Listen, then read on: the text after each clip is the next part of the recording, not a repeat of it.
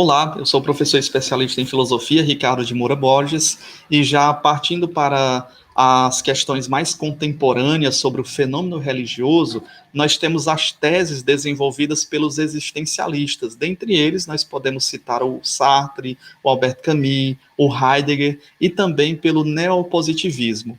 Aqui nós temos a terceira revolução da filosofia, onde ela está muito atrelada à linguagem. Então, nessa perspectiva, o fenômeno religioso trazido pelas Sagradas Escrituras ou pela linguagem verbal, né, a linguagem escrita, a linguagem dos gestos, ela vai ser justamente questionada pelos filósofos da linguagem.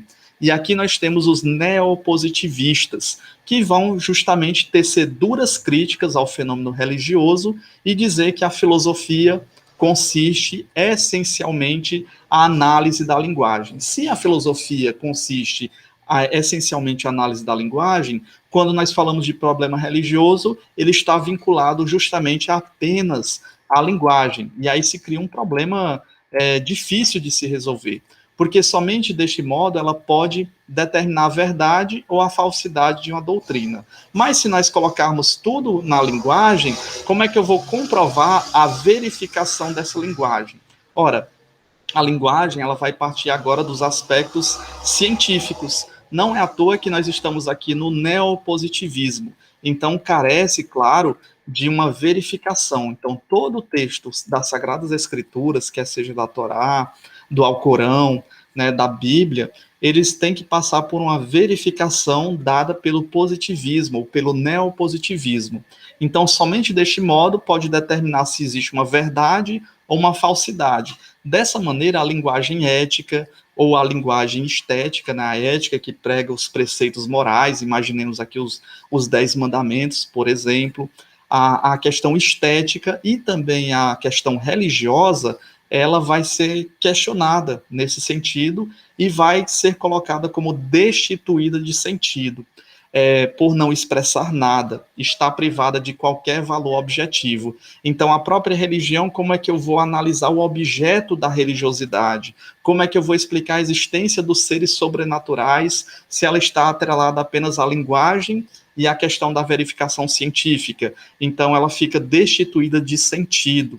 Logo, dizer que Deus existe é uma expressão metafísica. E aí, essa expressão metafísica, né, para além do físico, ela não pode ser provada e também ela também não pode dizer que é falso. Pode existir, mas também pode não existir, né? E pelo mesmo motivo, nenhuma proposição que vise a descrever a natureza de um Deus transcendente pode ter um significado literal, né, no sentido das Sagradas Escrituras, no sentido literal, como nós podemos encontrar nos textos sagrados. Sempre vai se colocar em evidência, mas aqui foi um recurso de linguagem, aqui foi um contexto que foi ambientado para se falar de determinada forma.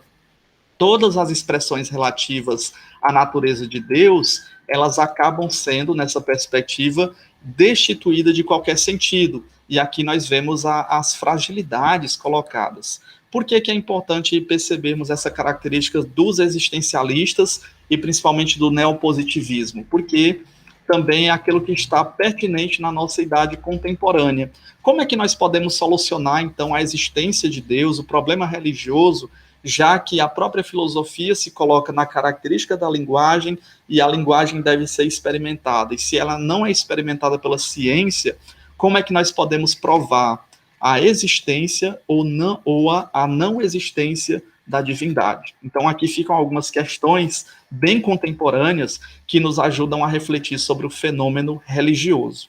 Ora, nas próximas investigações, já que nós partimos daqueles advogados contra a religião, de uma visão negativa da religião, dentre eles o Feuerbach, o Marx, o Nietzsche, o Freud, os existencialistas, né, como o Sartre, o Heidegger e também os neopositivistas, nós veremos, a partir dos próximos vídeos, a defesa da religião. Quais são os filósofos que colocam essa característica de se defender a religião e quais são os meios que eles buscam, já que os filósofos anteriormente citados, eles partem da perspectiva da modernidade, de uma análise social, de uma análise científica, e esses defensores da religião, quem são eles e quais são os seus métodos de investigação?